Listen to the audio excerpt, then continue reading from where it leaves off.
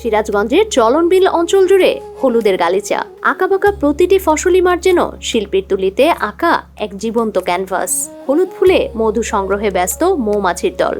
লাভবান কৃষক ও মৌচাষীরা উভয়ই। কৃষক ফসলের অপেক্ষায় মৌচাষীদের মধু সংরক্ষণের ব্যস্ততা। জেলার উল্লাপাড়া, তারাস, রায়গঞ্জ, শাহজাদপুর সব এলাকায় এবার ৩,০০০-এর বেশি মৌ বক্স বসানো হয়েছে। যে ডিজিটাল বাক্সগুলো দেখতেছেন এগুলা সরকারি দেওয়া, সরকারি বাক্স এবং প্রণোদনার মাধ্যমে এটা আমাদের দেওয়া এবং এসিবি পণ্যর মাধ্যমে আমাদের দেওয়া।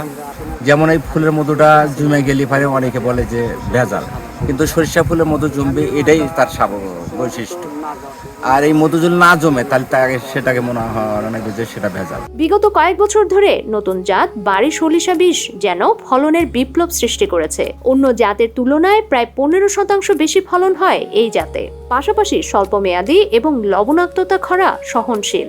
যেহেতু আমাদের এলাকা বন্যা কবলিত এলাকা, বন্যার পরে জমিগুলো পতিত ছিল, কৃষি অফিস থেকে আমাদের সার, বীজ, কীটনাশক এগুলা দিছে। আমরা প্রথমবার এই বাড়ি জাতের সরিষা বীজ আমাদের জমিতে বপন চাষবাস করতেছি। সিরাজগঞ্জ এখন দেশের একক শীর্ষ সরিষা ও মধু উৎপাদনকারী জেলা। তেল ও মধু মিলিয়ে জেলায় এবার ১,১০০ কোটি টাকার বাণিজ্যের আশা কৃষি বিভাগের তথ্য বলছে এবছর সিরাজগঞ্জে ৯০,৫৫০ হেক্টর জমিতে সরিষা চাষ হচ্ছে, যেখানে ১,৪৬,০০০ টন সরিষা উৎপাদন হবে বলে ধারণা করা হচ্ছে।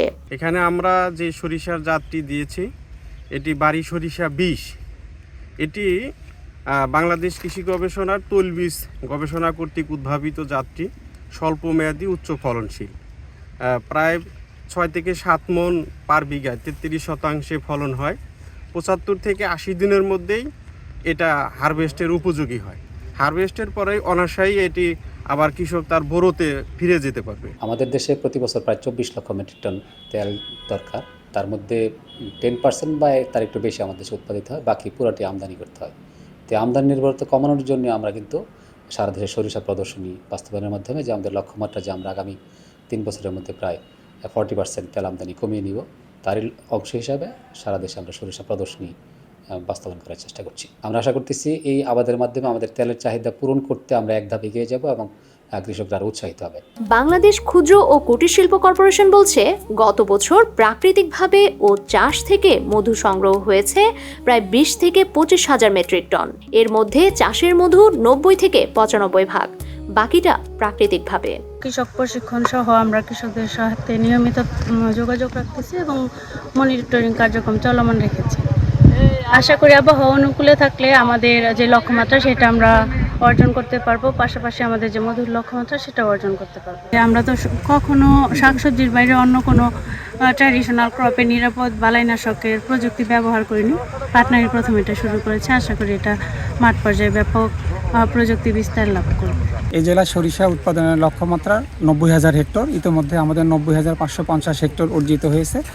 আমরা আশা করছি কোনো ধরনের প্রাকৃতিক প্রতিকূলতা যদি না থাকে তাহলে ১,৪৬,০০০ মেট্রিক টন সরিষা উৎপাদিত হবে এবং বর্তমান যে বাজার মূল্য তাতে ১১০০ থেকে ১২০০ কোটি টাকা সরিষা উৎপাদিত হবে বলে আমরা আশা করছি। দেশে বছরে ২৪ লাখ টন ভোজ্য তেলের প্রয়োজন। দেশে উৎপাদিত হয় মাত্র ৩.৫ লাখ টন। আমদানিতে ব্যয় হয় প্রচুর বৈদেশিক মুদ্রা। সরিষা উৎপাদন দেশের অর্থনীতি খাতের নতুন এক সম্ভাবনা হয়ে উঠছে। প্রয়োজন সংশ্লিষ্টদের সহযোগিতা। ডেস্ক রিপোর্ট, সমকাল।